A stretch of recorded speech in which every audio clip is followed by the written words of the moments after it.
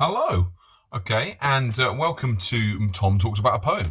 And this must be because we are talking about component 3, unseen text, section B, unseen poetry, where you get, of course, 45 minutes to write about a poem. Okay, and so I'm going to look at this poem today, The One Girl at the Boys' Party by Sharon Olds. It's actually one of my favourite poems. I use this poem a lot. But what I want to give you a flavour of is how you might approach this from a practical criticism perspective and then get you guys to answer some questions about it. So most of the things I'm going to talk about are you're going to need to answer on the 10 questions in a minute. Okay, so now immediately I want to start talking about Sharon Olds as a poet and a person and her marriage and how feminist critics love her, etc. None of that is relevant. We just need to look at the words on the screen. Okay, so I'm hoping that this is going to work here, and I should be able to sort of scrawl and annotate the poem with you, and we can talk about certain things. So, let's. I'll read it to you, and then let's think about what we know about unseen poetry so far. We know we've got 45 minutes to write as much as we can about a poem.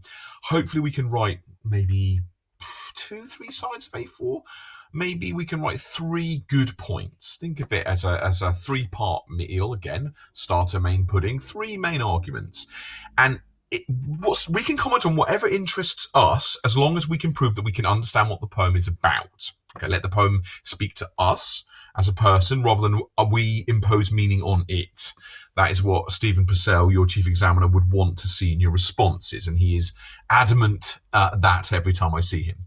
Okay, so I'll read it to you, and then perhaps think about the way that we've pinned the task down. The question will simply say, analyse in detail the following poem. It'll always be that question. We just don't know what poems are going to pick. So we need some practical criticism skills in order to be able to analyse something. Okay, so here we have then The One Girl at the Boys' Party. When I take my girl to the swimming party, I set her down among the boys. They tower and bristle. She stands there smooth and sleek, her math scores unfolding in the air around her. They will strip to their suits, her body hard and indivisible as a prime number. They'll plunge in the deep end. She'll subtract her height from 10 feet, divide into hundreds of gallons of water, the numbers bouncing in her mind like molecules of chlorine in the bright blue pool.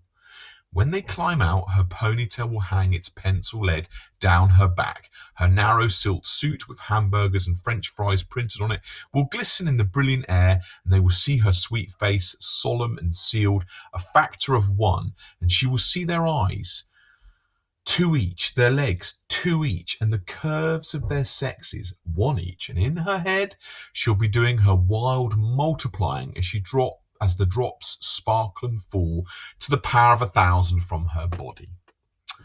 Okay, so first of all, lots of things that you might think about. Remember, we're going to break down, analyse in detail the following poem into what quotations link to the title, what quotations link to the end, how might form reflect content, and what is the inherent tension in the poem. Okay, so already the one girl at the boys' party, even in the title, we're seeing potentially isolation, vulnerability. Okay, and it depends how old these boys and girls are. But if you use boys and girls, we're thinking of potentially children rather than this being some sort of romantic liaison or whatever. Okay, so perhaps, I don't know, if you are, maybe you would feel vulnerable, predatory, preyed upon. And will we see ideas of that there? Okay. Opening lines are really quite important. When I take my girl to the swimming party, so already we're establishing a narrative voice. We've got a first-person narrative voice, first-person speaker, first-person focalizer, if you will. Okay. And it's very possessive, my girl. Okay. So it comes across as it perhaps being a parent who's dropping off their child at a swimming party, and it kind of says, well, how old were you when you were invited to swimming parties before you got embarrassed about your body image? Quite young, I would think, certainly primary school age, you would think. Okay, so already, if you're taking someone to a birthday party, they've been invited to a birthday party, they're potentially popular, which is good. Okay, and a swimming party. It is quite odd for a boys just to invite one girl, you would think, but it happens quite a lot. I have 3 boys, and regularly, one of them will invite a girl to their football party. So, do you want to invite any more girls? No, that's the only one I get on with. So it's kind of an interesting anomaly here. Okay. So again, we're always going to bring our own biographical and autobiographical experiences to the poem. So it helps if you've had some sort of life, because poetry is going to tell you about life. Okay. So top tip, get a life. Okay. When I take my girl to the swimming party, I set her down among the boys. Look at the verb phrase there, set her down, almost as if they're going to be there left to fend for themselves. So we're starting to go, well, actually, who is this more anxious for? This awesome girl who's going to the party, or the mother? Okay. Nice enjambment between lines 1 and 2, which is perhaps part of this fluidity and fluency, which is quite interesting. The other thing is, when we get a poem which has got a first-person speaker like this, if it's in any way emotional, it's a type of lyric poem, and that would be something I would encourage you to look for. Do we have it in first person? Does it articulate emotions? Then it's part of a lyrical tradition. It is therefore a lyric poem. Subtle difference and slightly more specified than song lyrics in popular music. Okay, glorious though they are. Okay. Again, look at the verbs about the boys. They tower and bristle. So do they try and intimidate her, or are they more intimidating to the parent who's dropping off the daughter? Is she going to be okay? You know, apart from anything else, the fear factor of the water. Is she going to drown? Is she going to be safe? Are the lifeguards awake? That sort of thing, right? Nice enjambment again between tower and between tower and bristle rather, which is really good. She stands there smooth and sleek.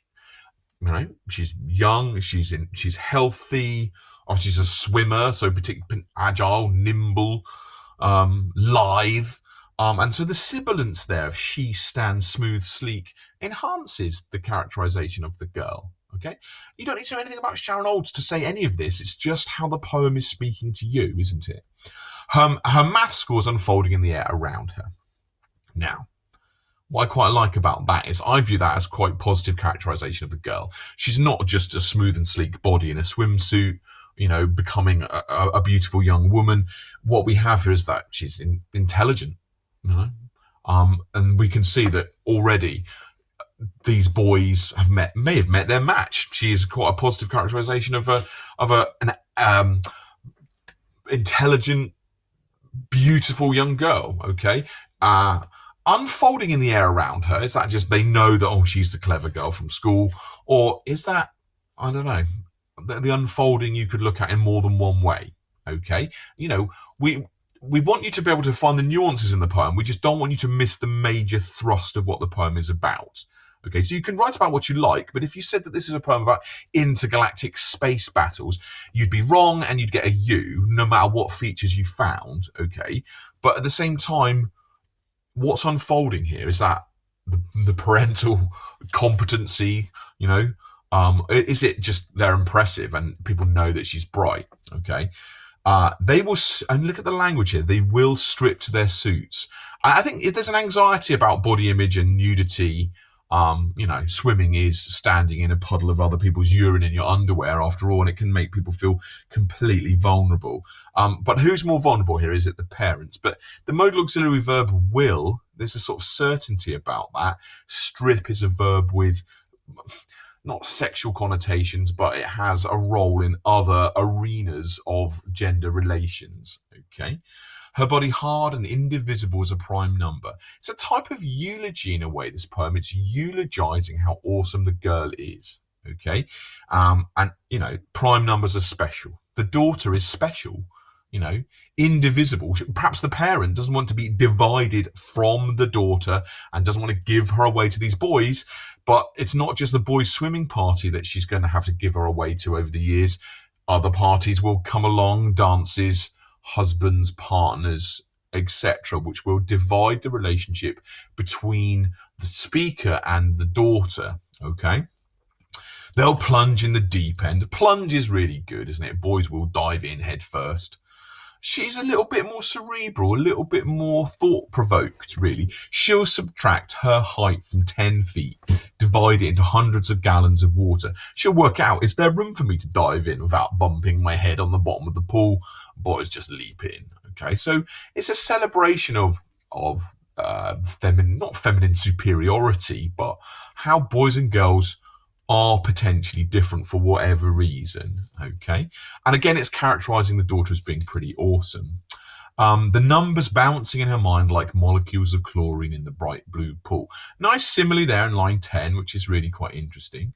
Apart from anything else, this is about the right length of a poem that you're going to get as well. 22 lines is about right. You could argue it's an elongated sonnet. I think you would be potentially on sticky ground to argue that. 14 lines in a sonnet, 22, surely too long to be in the sonnet bracket, but it's definitely a lyric there. What can we say? It's a bright blue pool. It's nice plosives. Bright blue pool. B-b-p. And again, perhaps a little bit of aggression. Is that the anxiety of the parent coming through here? What else do we worry about when we take our kids swimming? The chlorine in their eyes, etc. Interesting, when they climb out, so they're climbing out together. So, she's not ostracized. I get a sense that the daughter's perfectly fine. It's just the speaker here. And I don't know if it's necessarily a mum or a dad. I'm just thinking of Sharon Olds is female. Perhaps it's maternal. There's a sense of paternal care in the poem, and that may well be the inherent tension in the poem. Her ponytail will hang its pencil lead down her back. Amazing imagery to, obviously when hair is wet, it's darker, isn't it? It's going to stick together. It's going to look like a pencil lead. I mean, incredible visual imagery there. And this is what I really like. I think this is why it's amazing. I just think of what an amazing swimming costume. Her narrow silk suit with hamburgers and French fries printed on it. Now, we've been doing loads of work on semantic skills, haven't we? Before you've done this lesson, surely you've looked at my PowerPoint of semantic skills, and I've talked to you about monster trucks probably, right? The point is this. Hamburgers and French fries are junk food, okay? And again, people that eat them aren't particularly worried about their weight, their body image, etc. This girl's got them on her swimming costume. Now, that's quite a niche bit of swimwear, but it also kind of says this girl, look, she's good at maths, she's clever, she's not anxious, she's not got to that point in her life where she's worried about being skinny in front of boys. And that's what's being celebrated here, because she's, in my view, the imagery of the food products there, shows a kind of carefree exuberance, a joie de vivre, if you will, of what it's like to be young and not aware that you're going to become a sexual being. And I think that that's part of the poem for me. Look at the celebration. Printed on it will glisten in the brilliant air. You've got lots of assonance as a celebration of this vignette, this snapshot of this girl's life and how important it is. Again, modal auxiliary will. There's a certainty of what's going on and what perhaps is inevitable. And they will see her sweet face, solemn and sealed, a factor of one. It's like boys will look at her and she will look at boys. And the inevitable will happen, that they'll become teenagers, worry about that, does their bum look big in this and are they going to get laid? And then anxiety and despair and hello, sixth formers. Okay, right, yeah. So, I think that's quite interesting there. Maybe you could look at, in a way, of line 15, you've got a caesura after air, where suddenly the boys notice, actually, this girl's awesome.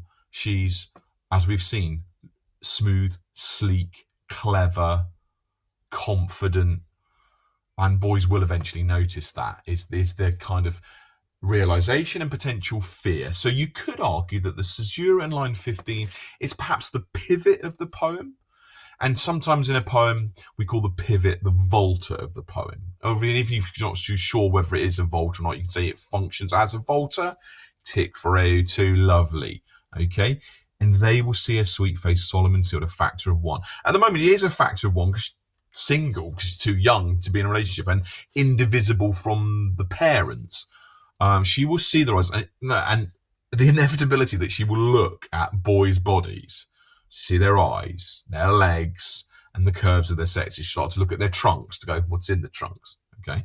One each, and in her head, she'll be doing her wild multiplying. So the wild multiplying of her head is the sort of frenzied excitement, potentially, of being at a swimming party or growing up and a sexual awakening.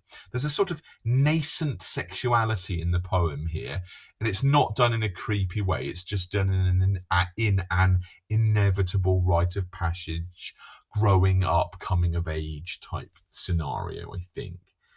So this while multiplying, I don't think by the end of the poem this is the girl practicing her times tables, doing her maths. It's kind of, I notice they're noticing me, I'm noticing them.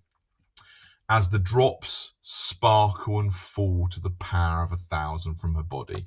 So the droplets of water are falling off the body, and that's quite an idyllic image.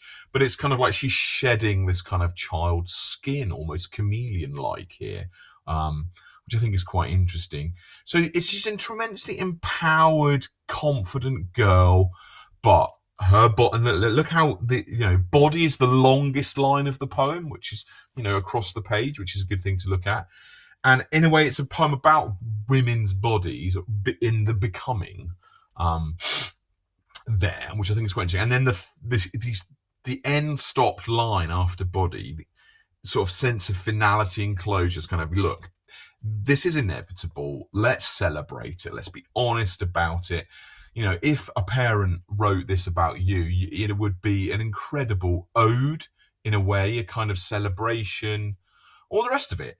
Now, there's lots to talk about there. And I've said, if you were to write up what I've just said, that is going to take you more than 45 minutes. You need to pick the best 4 or 5 quotations which link to it. Okay, so by the miracle of Google Classroom, we should be able, whatever we call this, Screencastify, that's what it is, right? You should better see the questions that I want you to go on to now. So if I move my face there, look, I've got a girl there. I don't know if she's got necessarily hamburgers and French fries on that costume, but she's a confident, smiling, sleek girl, okay? And so that's how I imagine her age to be. Then you've got some lads, oi, oi, right? Look at the lads, they're jumping in the pool, splashing, okay? They're the sort of intimidatory force that she has to counter. Maybe it's a dark feminist reading you could take of the poem about how women will inevitably be exploited by the male gaze.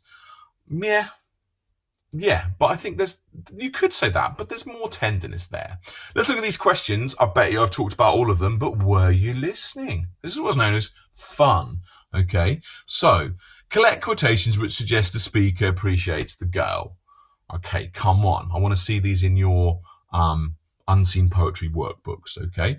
Explain how the first person speaker is significant. What did I call the type of poem? Which is first person. Yeah, and emotional. You might have to rewind. How does the semantic field of maths characterize the girl? Yeah, so there's going to be an overlap between 1 and 3. So maybe have positive quotations which aren't to do with maths for question 1. Okay. What effect do the modal auxiliary verbs will have? I even put it in brackets for you. How kind am I? 5, analyze 3 emotive verbs and 3 apt adjectives. That'll sort the sheep from the goats, won't it? Which quotations use significant visual imagery? I think you need to be all over hamburgers and French fries there. But why? And other stuff. Where are simile, plosives, and fricatives used and why? Now, I didn't mention fricatives, I don't think, just then. So fricatives will be the f or v sounds.